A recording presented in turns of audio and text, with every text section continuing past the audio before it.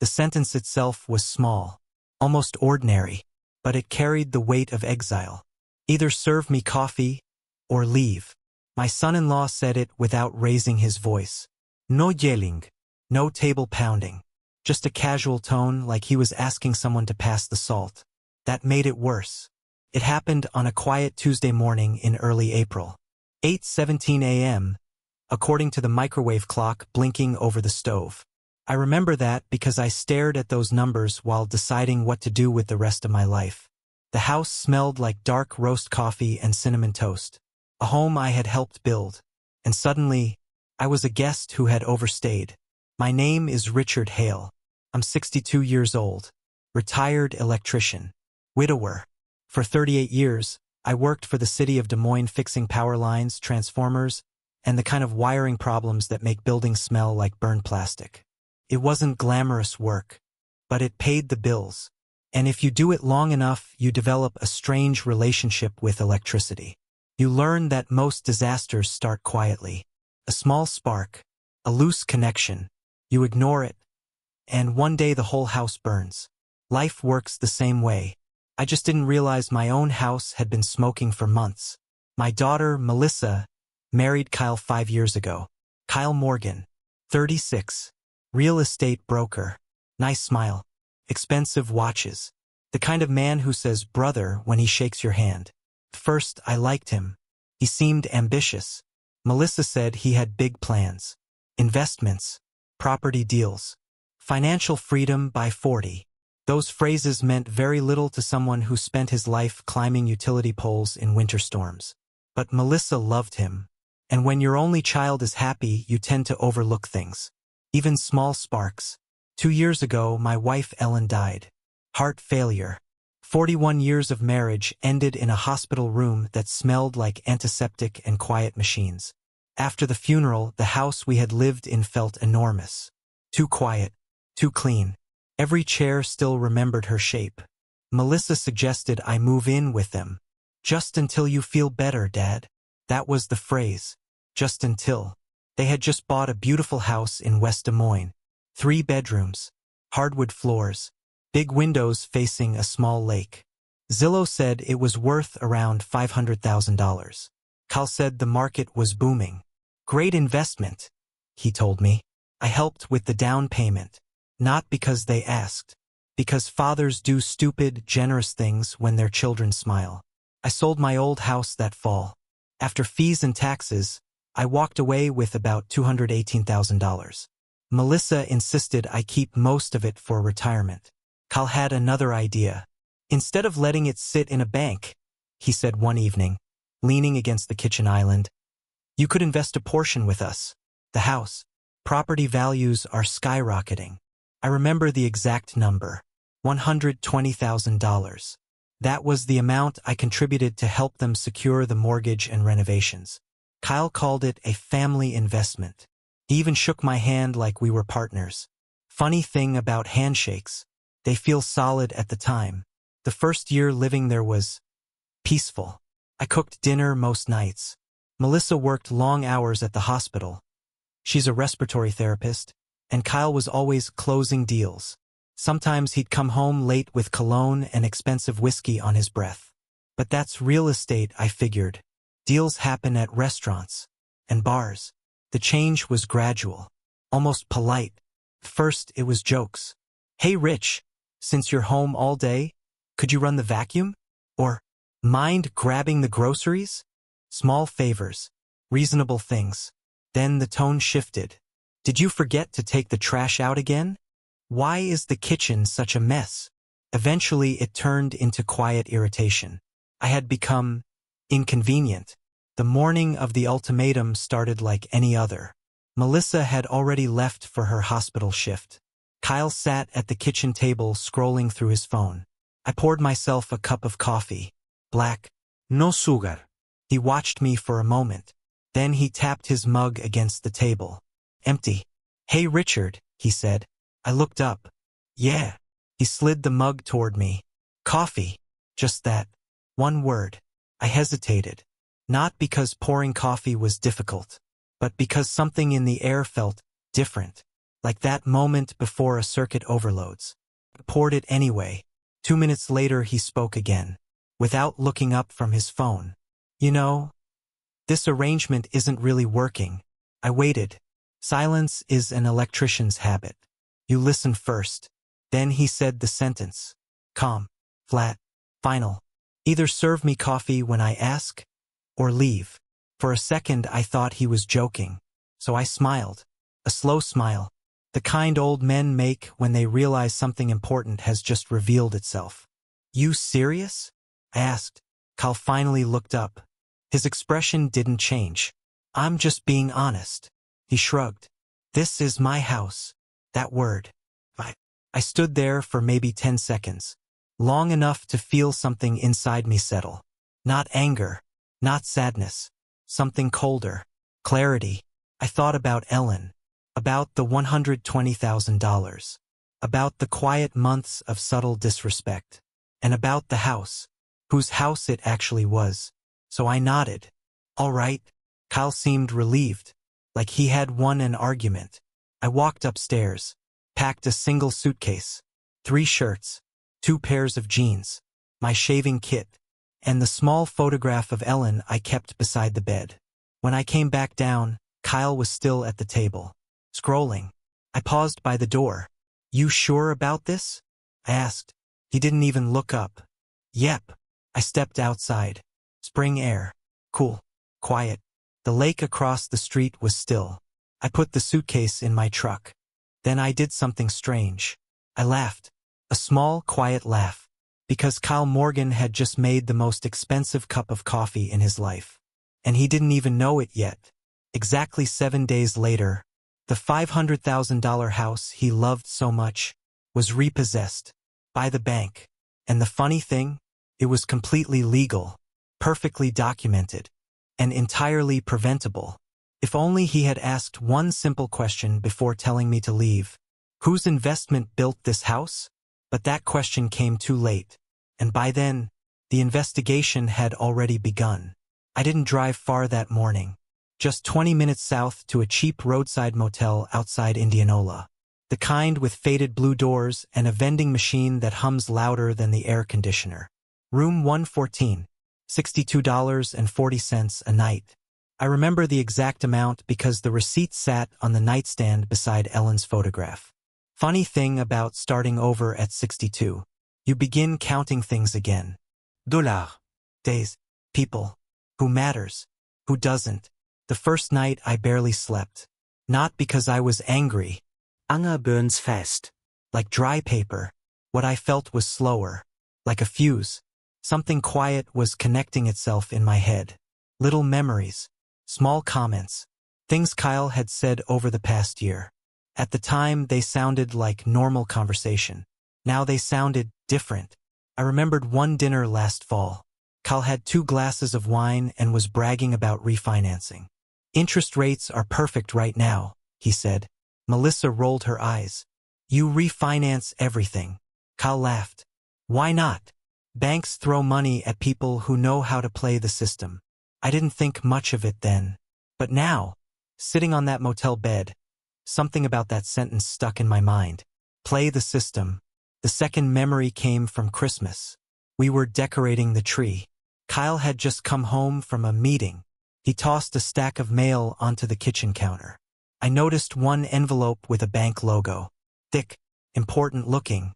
Kyle saw me glance at it and quickly slid it under a magazine. At the time I figured it was business paperwork.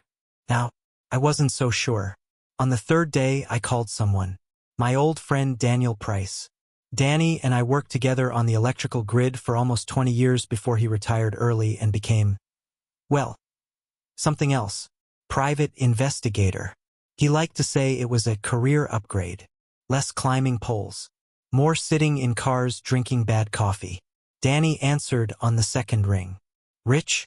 Haven't heard from you in months. Yeah, I said. Life got strange. He laughed. That usually means trouble. Depends who you ask. I told him the short version. The ultimatum. The suitcase. The house. Then I said the number. 120,000. Danny went quiet. Then he whistled. That's not a gift, Rich. No. He listened while stirring his coffee. When I finished, he asked the question that started everything. Whose name is on the house? Kyle and Melissa, I said.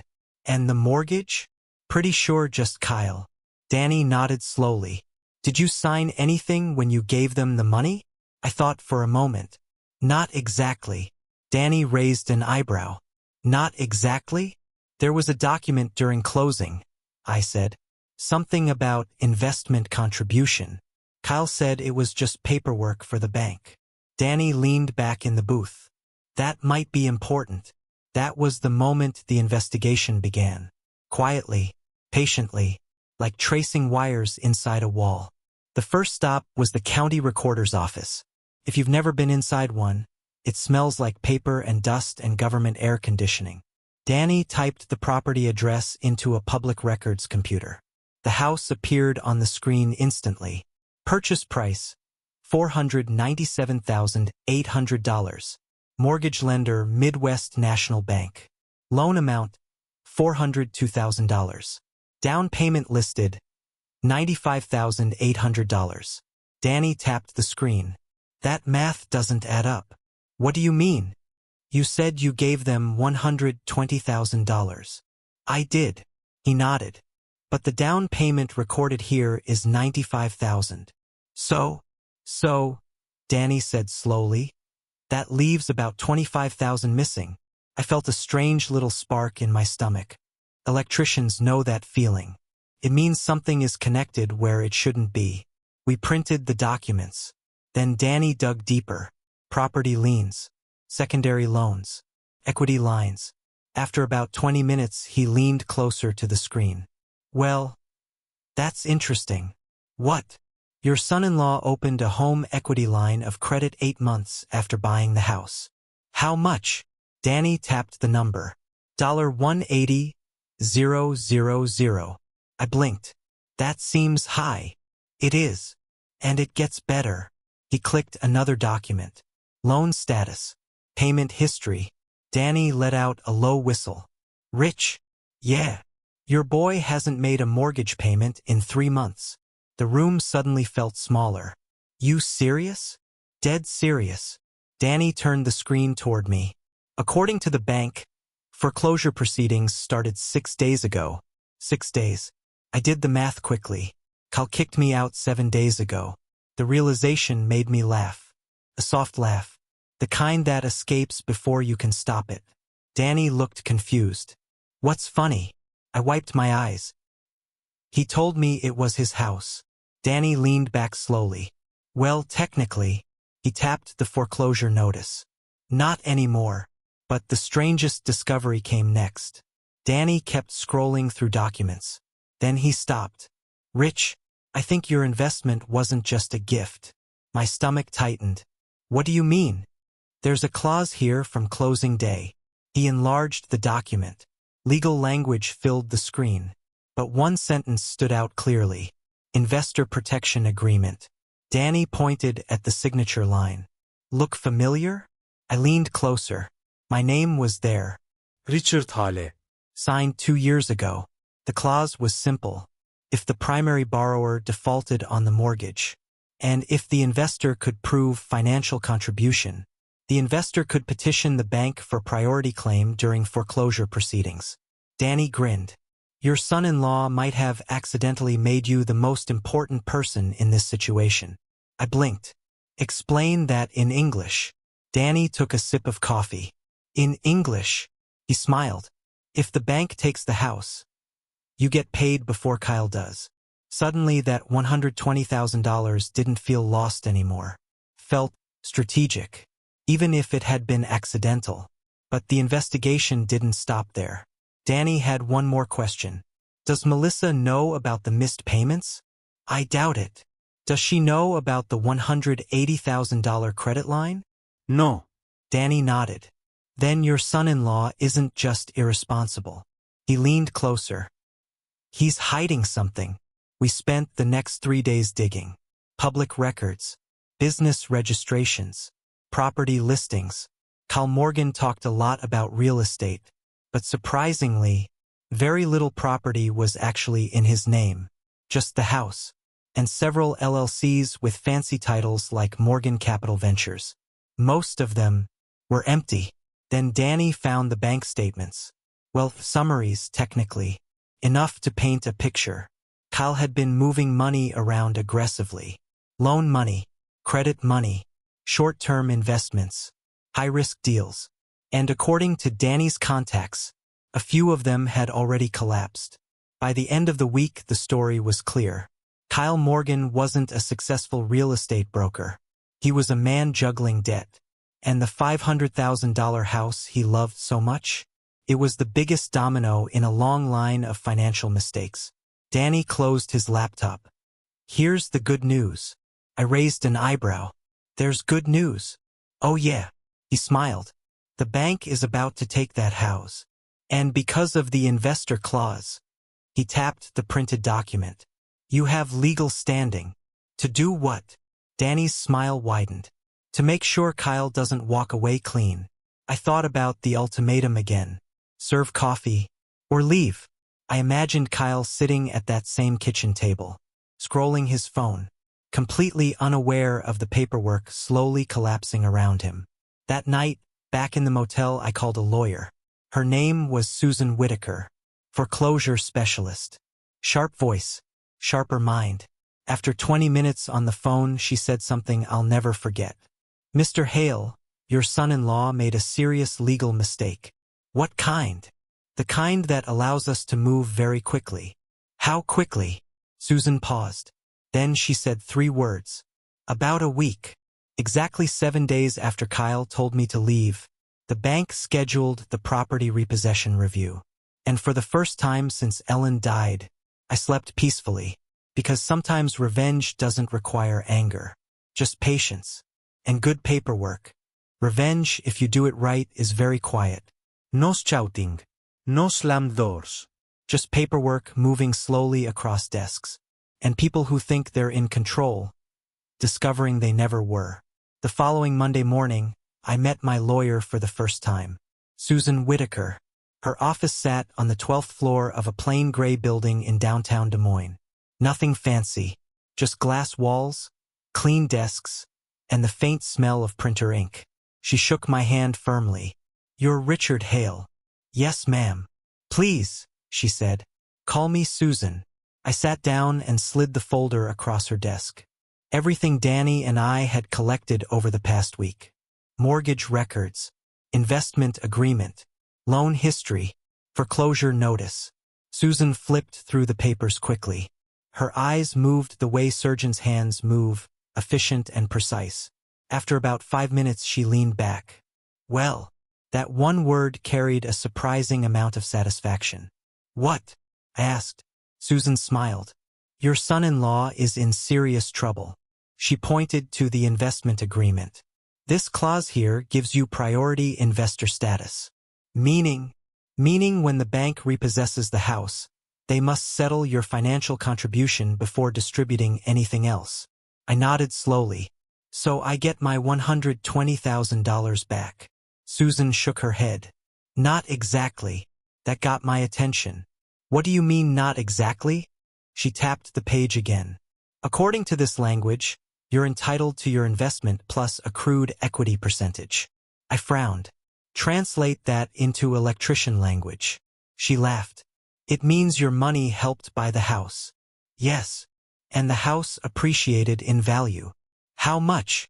Susan opened another document. Current estimated value is around $512,000. I blinked.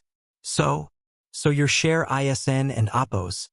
T just $120,000. She slid a calculator toward me. Your legal claim is closer to... She wrote the number down. $162,400. I stared at it. Then I let out a quiet little laugh. Kyle had demanded coffee and accidentally handed me $40,000. But Susan wasn't finished. There's another problem, she said. For Kyle. She turned her monitor toward me. This $180,000 home equity credit line. What about it? It's secured against the house.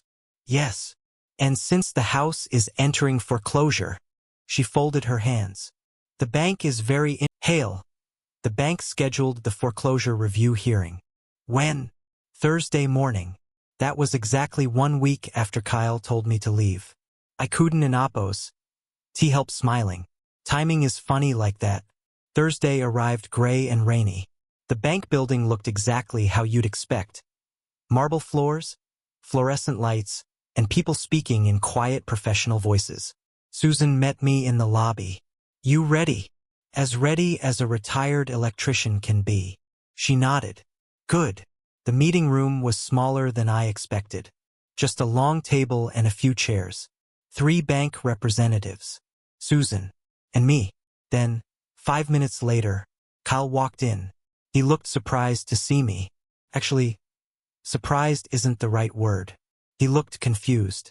Like someone who just realized the game had rules he didn't understand. Richard, he said. I gave him a polite nod. Morning, Kyle. He looked at Susan. Then the bank officers. What's going on? One of the bank representatives, a middle-aged man named Mr. Carlson, adjusted his glasses. Mr. Morgan, this is a foreclosure review meeting regarding your property. Kyle frowned. Yeah, I know about that. I'm working on refinancing. Mr. Carlson nodded politely. I'm afraid the timeline has progressed beyond that. Kyle's face tightened. Then he pointed at me. Why is he here? Susan answered calmly. Because Mr. Hale is the property's primary investor. The silence that followed was impressive. Kyle turned slowly toward me. That's ridiculous. Susan slid the document across the table. The signed agreement from closing day says otherwise. Kyle grabbed the paper. His eyes moved quickly across the text. And I watched the exact moment realization arrived. Like watching a light bulb burn out. You can't be serious, he said. Susan stayed calm. Oh, we are. Mr. Carlson cleared his throat. Mr. Morgan, your mortgage has been delinquent for 93 days. Kyle shifted in his chair. I told you, I'm refinancing. Carlson shook his head. The bank also noticed the $180,000 equity withdrawal. Kyle's voice got sharper.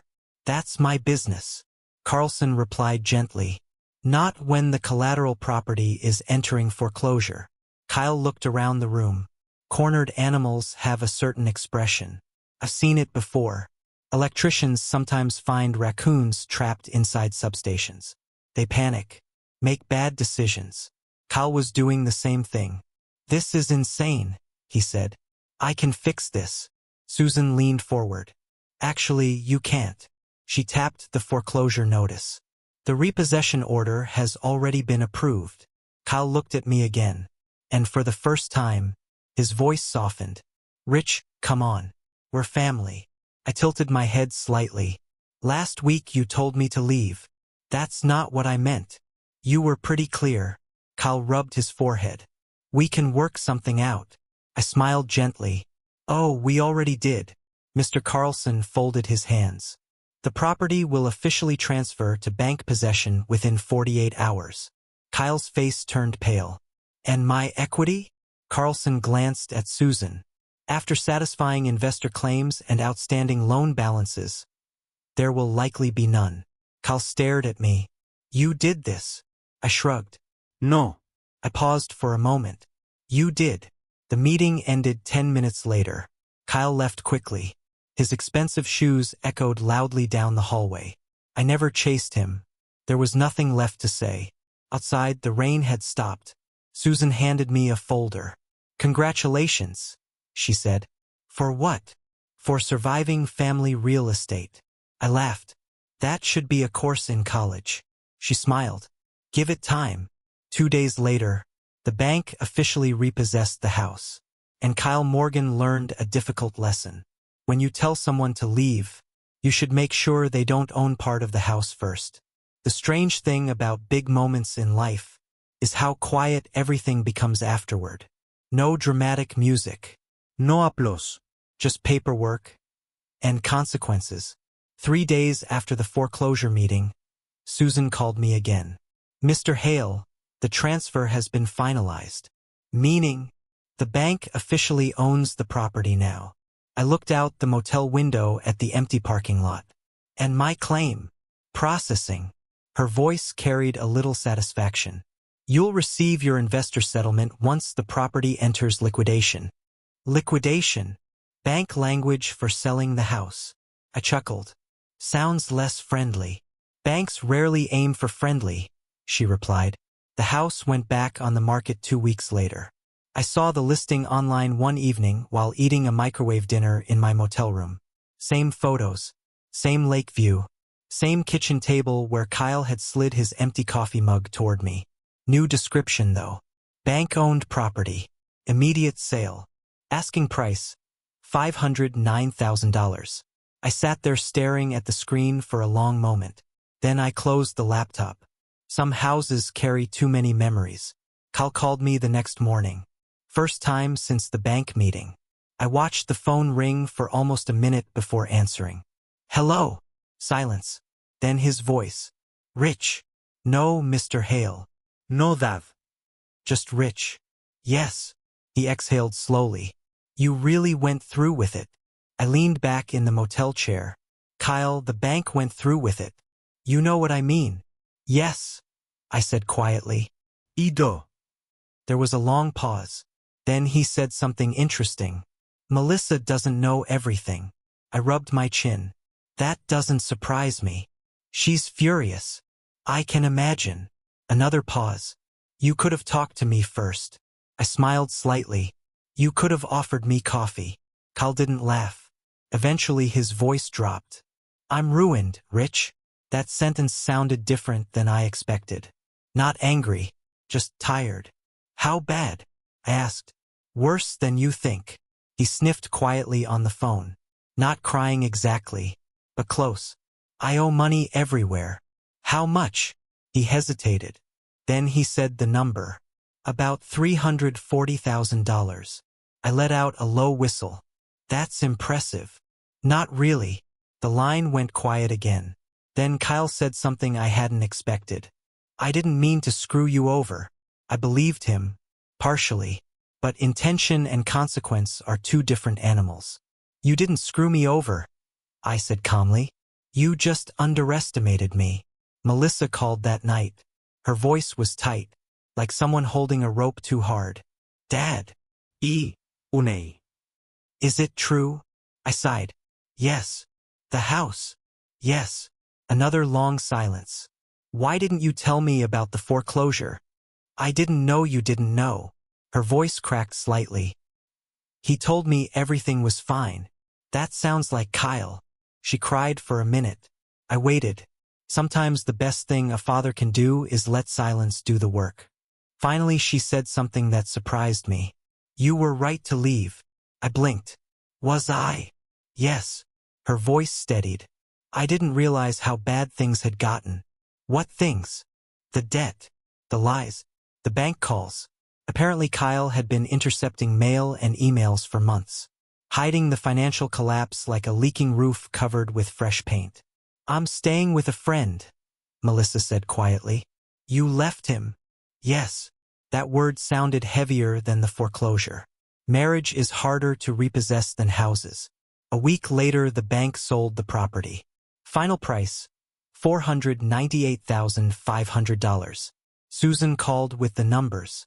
After closing costs, mortgage balance, equity loan recovery, and my investor clause, my final settlement came to $167,210. I stared at the email for a long time. 2 months earlier I thought that money was gone forever. Now it sat in my bank account. Legally, cleanly, quietly. Kyle unfortunately wasn't as lucky.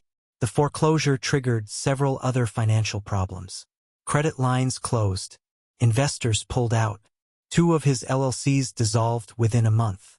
Danny called me one afternoon with the update. Your son-in-law's real estate empire collapsed faster than a folding chair. I chuckled. That sounds uncomfortable. Danny laughed. Very. The most ironic moment came a few weeks later. I was having breakfast at a diner near the motel. Eggs, toast, black coffee. The waitress slid the mug toward me. Need a refill? I smiled. Yes, please. She filled the cup. And for a brief moment I remembered that. She nodded slowly. What will Kyle do now? I shrugged. Probably start over. We both sat quietly for a moment. Then she asked the question every story eventually reaches. Was it worth it? I thought about that carefully. The money, the house, the humiliation, the revenge. Finally I said the truth. It wasn't about winning. What was it about? Respect. She nodded. And somehow that felt like the real ending of the conflict. Not the bank. Not the foreclosure. Just a father and daughter understanding each other again. That night I checked out of the motel. Room 114 had served its purpose. The suitcase was lighter than when I arrived. Because sometimes leaving a place is the first step toward getting your life back. People think revenge is loud. They imagine shouting, slamming doors, public humiliation. But the truth is, the most effective revenge is usually silent. And it ends not with a bang, but with peace.